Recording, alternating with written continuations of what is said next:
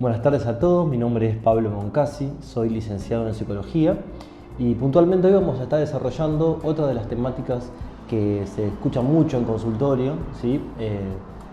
Puntualmente y específicamente está vinculado al miedo a volar, a la fobia a los aviones, ¿sí? Básicamente, digamos, es una fobia en sí como tal, el miedo a volar, o también puede ser manifestaciones de las mismas o de otras fobias. Por ejemplo, la claustrofobia, ¿sí? Que es el miedo o el temor a los espacios cerrados, ¿sí? A los espacios reducidos, o también puede ser una derivación que tiene que ver con la acrofobia, que es el miedo a las alturas. Bien, en algunas personas el hecho de volar o solamente el hecho de pensar en volar le comienzan a desprender o empiezan a exteriorizar un conjunto de síntomas psicosomáticos, ¿sí? que le disparan muchísimo nivel de angustia, niveles psicosomáticos de sensaciones físicas que obturan mucho su calidad de vida y que le generan un malestar significativo o un malestar profundo, ¿sí?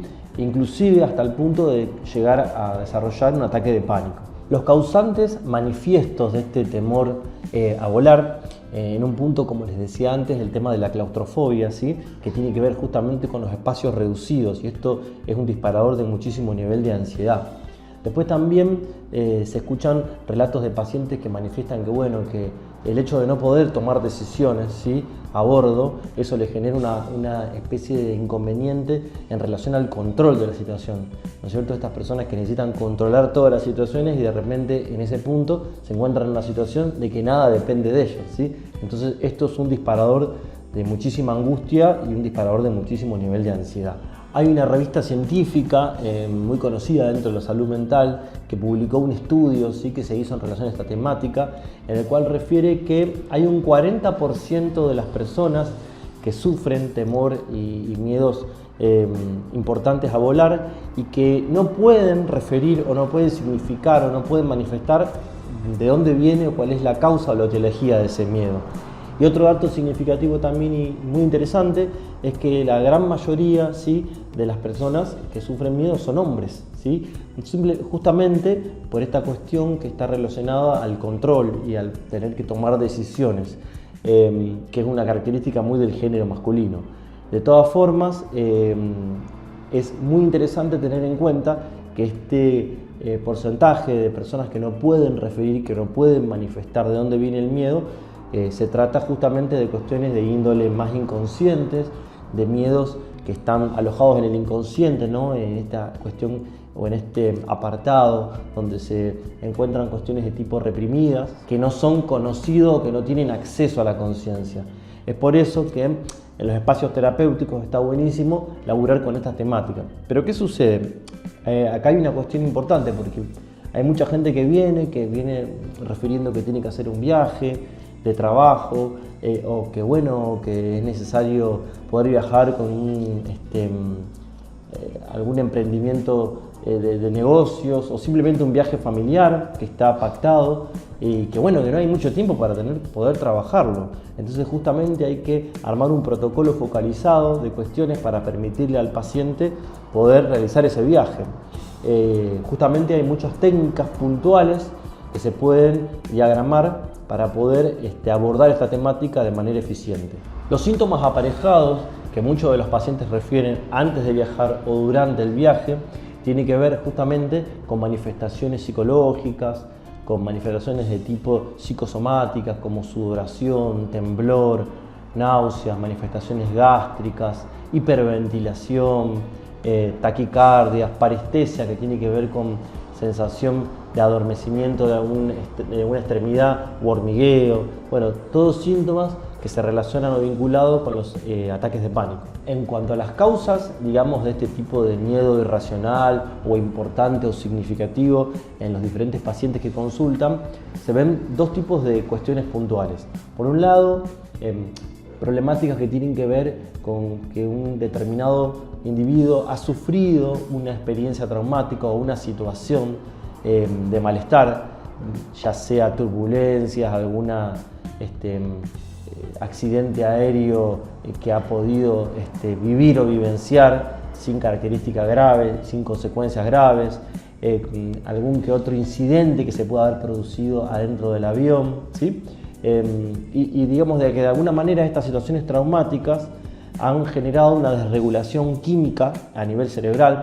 Esto se vincula a una área del cerebro, la amígdala puntualmente, que ante esta situación traumática se encuentra o comienza a estar hiperactivada, ¿sí? Con la posibilidad de un peligro inminente, incluso aunque este ya haya desaparecido. Es por eso que de alguna forma esa desregulación química en el cerebro en los pacientes le genera este miedo a volar, o a subir a los aviones o a simplemente programar un hipotético viaje. Y a nivel inconsciente, cuando hay tiempo para poder trabajar, a mí me gusta mucho empezar a elaborar esta cuestión vinculada a la fobia a volar o el miedo a los aviones, ¿sí?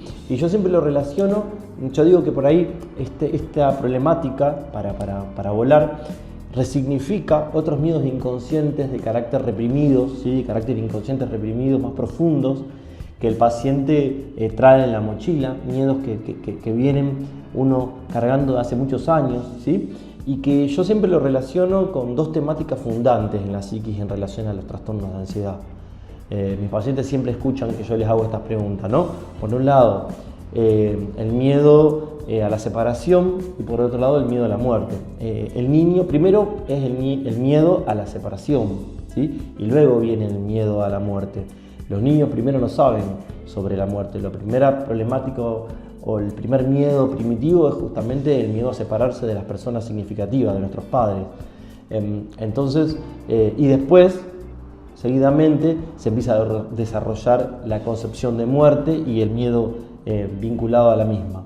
Por ese tema o por esta cuestión, cuando yo asocio con los pacientes estas dos temáticas, empiezan a salir un montón de cuestiones que nos están mostrando o exteriorizando elementos súper significativos para poder trabajar esta problemática que conlleva, ¿sí? De alguna manera al miedo a volar. Esto se va haciendo tranquilo, pudiendo poner en palabra las cuestiones que generan angustia. Yo digo que cuando uno puede poner en palabra las angustias, empiezan a disminuir los síntomas. Entonces es muy importante poder trabajarlo en un proceso terapéutico. Hay técnicas muy buenas, ¿sí? Que pertenecen a las corrientes cognitivas, ¿sí? Hay una técnica que a mí me parece súper interesante que está vinculada a la desensibilización sistemática gradual. Está vinculada a exponer en imaginería, imaginando la situación, ir pudiendo hacer un chequeo, un control de los niveles de ansiedad del paciente y a la medida que hay ansiedad, ir aumentándole el nivel de ansiedad, ir aumentándole el nivel de situación que le genera angustia, para que el paciente pueda entender que puede controlar esa angustia y que esa angustia no le genera secuelas negativas, ¿sí? Hay una técnica de la logoterapia que se llama intención paradójica, que justamente está vinculada con la ansiedad anticipatoria, el miedo a lo que puede pasar, y es desear lo temido, y siempre utilizando el humor como un distanciamiento del síntoma. Por ejemplo, a un paciente yo le recomendé que tenía que hacer un viaje de negocio y que estaba aterrorizado, ¿sí? que piense cuando se empezaban estos síntomas, que empiece a sentir que el avión se caía, que se caía en pedazos, que sus partes iban cayendo por pedacitos por las nubes, por un lado de la pierna, por otro lado la cabeza, por otro lado las manos. Y cuando uno empieza paradójicamente a pensar esto, disminuye la ansiedad anticipatoria y en definitiva se interrumpen todos los síntomas psicosomáticos y se va al nivel de angustia. Hay muchas temáticas para poder trabajar. En neurociencia se está utilizando en los últimos tiempos artefactos de realidad virtual, justamente con protocolos programados, en donde se va viendo que llega el colectivo o el bus que nos va a llevar al aeropuerto y uno va interactuando, cargando el nivel de ansiedad que tiene, llegando, haciendo el check-in, entrando al aeropuerto, subiendo al avión y uno lo va viendo en realidad virtual y va aumentando los niveles de ansiedad para ir controlándolo, un vuelo normal, un vuelo con turbulencia, bueno, y toda esta exposición gradual va generando un importante nivel de disminución de los síntomas. Lo que yo les recomiendo siempre, que no se ahoguen en una copa, que esto es una problemática que tiene mejoría, que tienen que consultar con especialistas que están preparados o que están especializados en esta temática. Yo les voy a dejar acá mi mail para que si alguno tiene alguna duda que va a aparecer acá abajo pueda consultar. No dejen de consultar, mándame un mail yo no tengo inconveniente de contestarles, de poder interactuar con ustedes para guiarlos y asesorarlos, ¿sí? Para que puedan poder sobrellevar esta problemática que genera tanto nivel de angustia y que a veces nos interrumpe cuestiones normales de la vida, ¿sí? Y que bueno, son causantes de muchísimo sufrimiento. Desde ya los saludos desde acá y nos volvemos a ver en el próximo video. Muchas gracias y buenas tardes.